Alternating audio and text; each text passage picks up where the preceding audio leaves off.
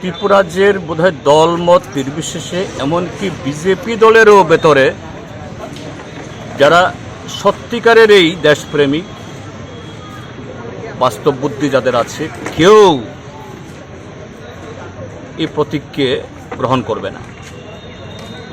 কোনো একটা রাজ্যের যদি সেরকম প্রতীক নির্বাচন করা হয় কি হবে, সেই প্রতীকটা কিসের উপরে ভিত্তি করা হবে? সে রাজ্যের অতীত ইতিহাস, তার ভৌগোলিক পরিবেশ, সাংস্কৃতিক এবং সামাজিক ঐতিহ্য, তার যদি রিফ্লেকশন হবে।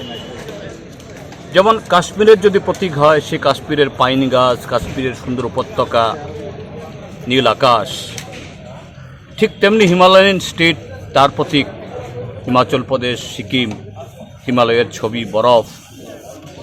আবার এটা যদি তামিলনাড়ু হয় সমুদ্র সৈকত, কেরালা নারিকেল গাছ, ঠিক তেমনি পুরীর জগন্নাথ মন্দির বা এই সেখানকার অন্য সংস্কৃতি। বাংলা হলে বাংলা সবুজ মাঠ। এটাই তো হয় সারা পৃথিবীতে।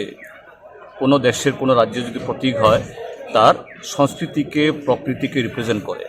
আর এখানে কি দিয়েছে? ত্রিপুরাজ্যের সবুজের কোনো চিহ্ন নেই, মিশ্র সংস্কৃতির কোনো ধরনের এই লক্ষণ নেই, ইতিহাসের সাথে কোনো সম্পর্ক নেই।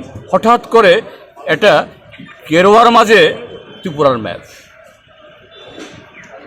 যে গেরুয়া ছাড়া, আমি গেরুয়ার বিরোধিতা বলছি না, গেরুয়া আলাদা জিনিস, কারোর প্রতীক এটা আলাদা জিনিস, কিন্তু গেরুয়ার সাথে ত্রিপুরার কি সম্পর্ক?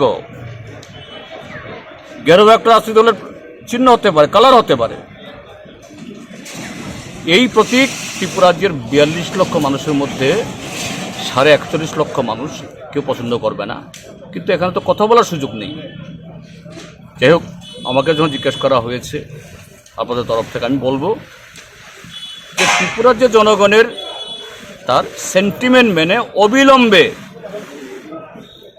এটা রিভিউ করা হোক, বদলানো হোক। এই গেরুয়া ত্রিপুরাজ্যের সংস্কৃতি, ঐতিহ্য, ইতিহাসের সাথে কোনো সম্পর্ক নেই। এটা শুধু বিজেপির কিছু লোকের মাথার প্রসূত। এটা ত্রিপুরাকে অপমান করা, এটা বন্ধ হওয়া উচিত।